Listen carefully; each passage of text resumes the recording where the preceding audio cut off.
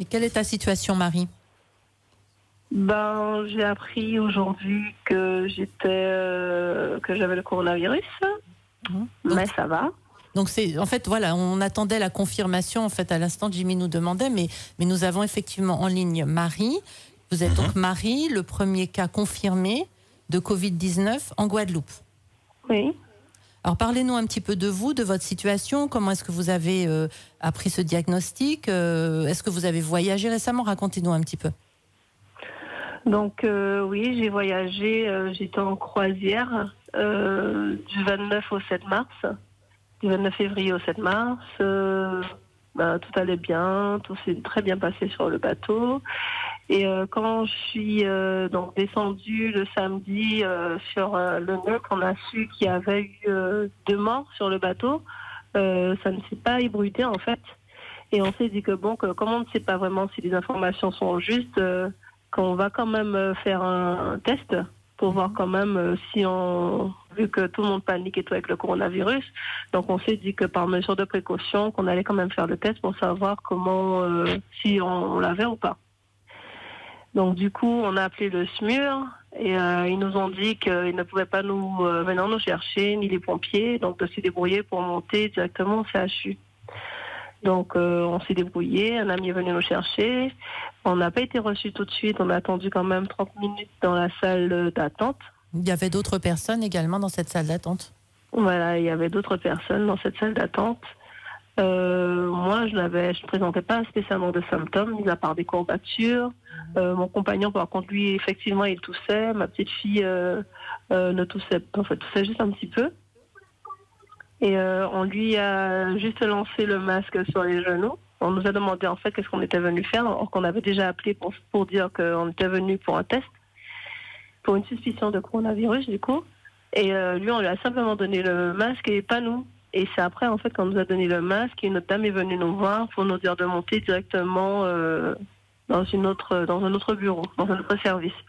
Du coup, on a été pris en charge assez rapidement. Après, même si on est resté quand même plus de 30 minutes dans la salle d'attente, on a été pris en charge, on nous a fait les tests.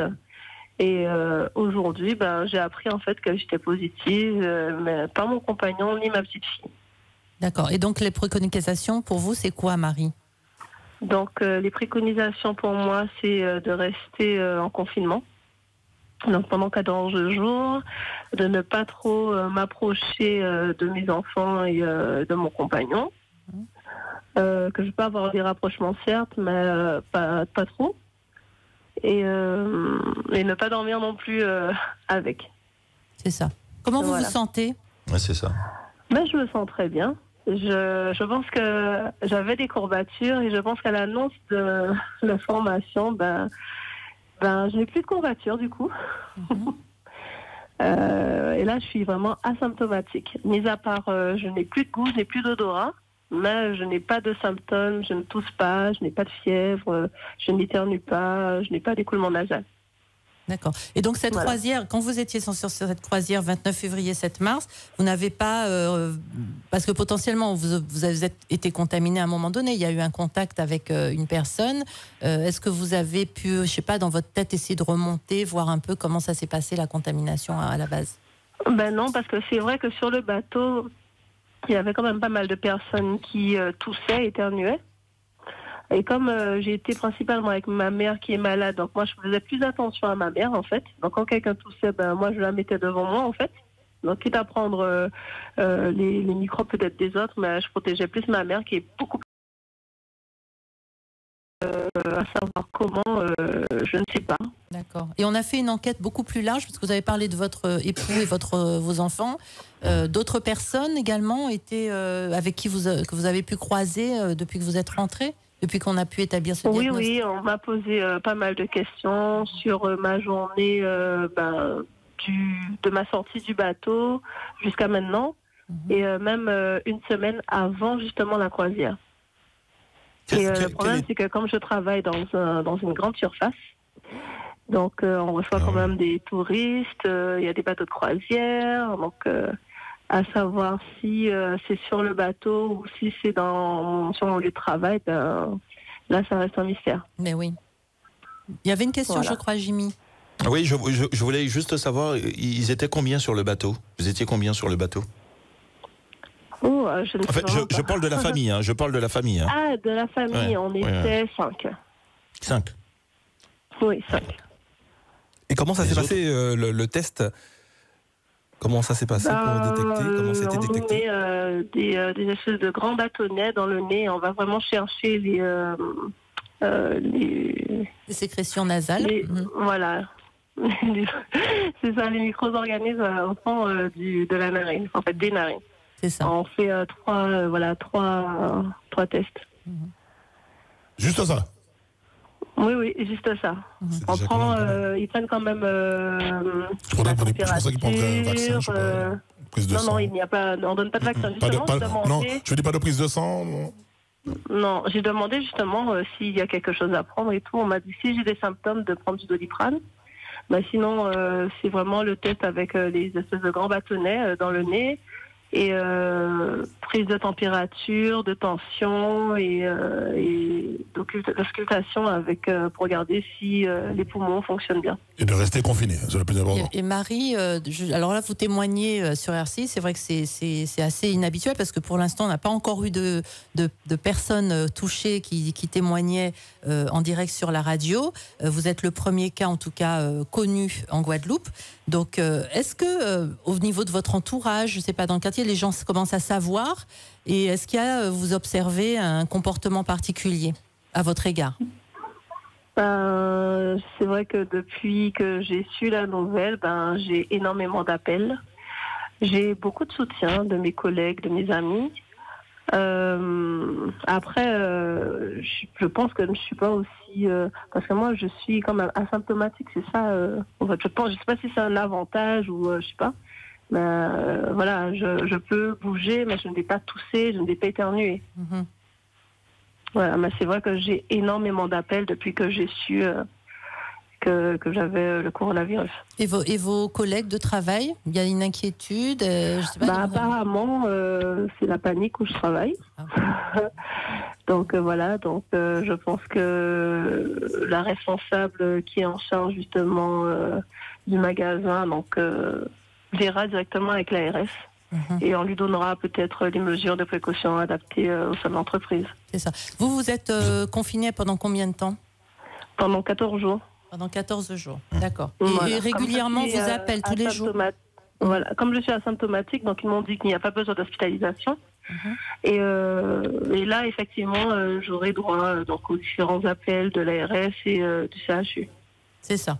Oui, parce que le diagnostic est tombé aujourd'hui. Jimmy? Vas-y, Jimmy. Ouais. Voilà. Ouais, je voulais juste poser une question à Marie, c'est de lui demander, est-ce qu'elle a été en contact avec ses collègues de travail?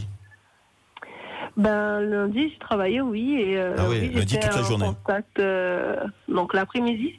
J'étais un peu, même si c'était vite fait, mais j'étais quand même en contact. D'accord. Et quand ils t'ont eu, ils t'ont posé des questions, tu as eu un interrogatoire, ils t'ont posé plein de questions. Comment ça s'est passé?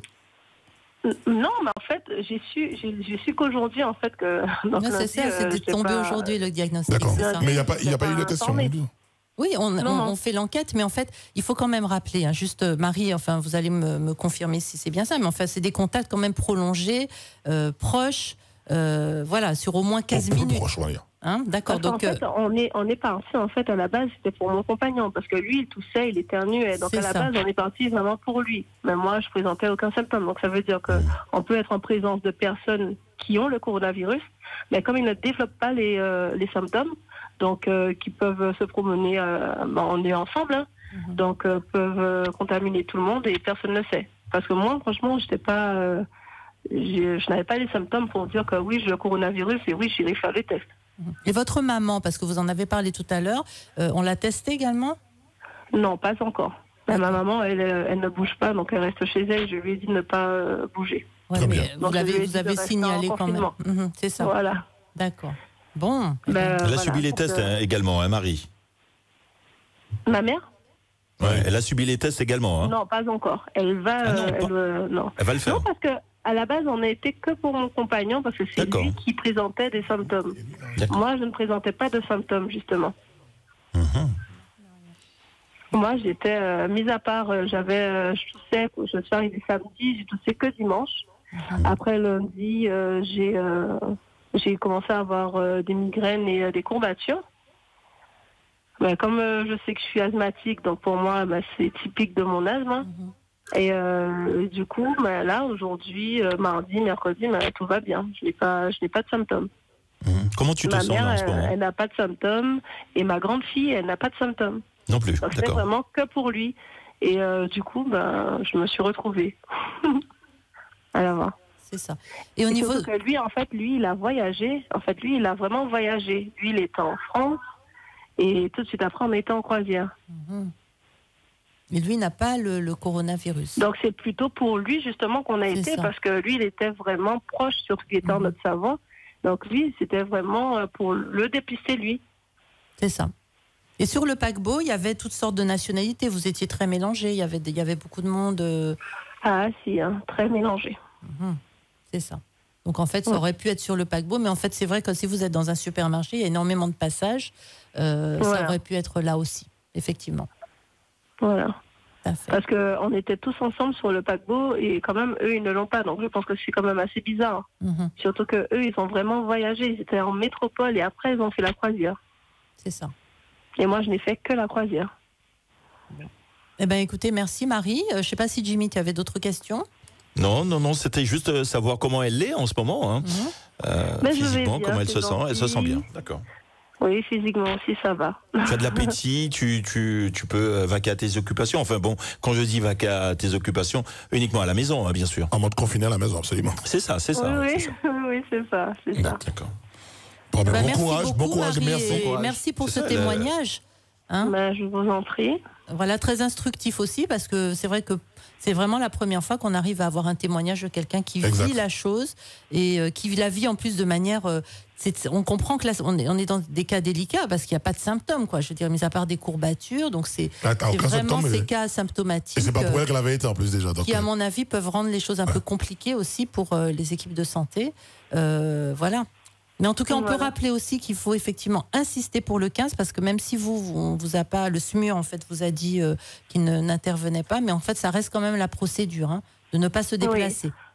C'est vrai que le CHU et l'ARS, c'est vrai qu'ils prennent, là j'ai vu qu'ils s'activent, ils prennent vraiment les choses au sérieux. Et, voilà. Là c'est vrai que j'ai tout le temps des appels et ils essaient de terminer tout le cheminement que j'ai eu du début jusqu'à la fin de la croisière. Jusqu'à maintenant.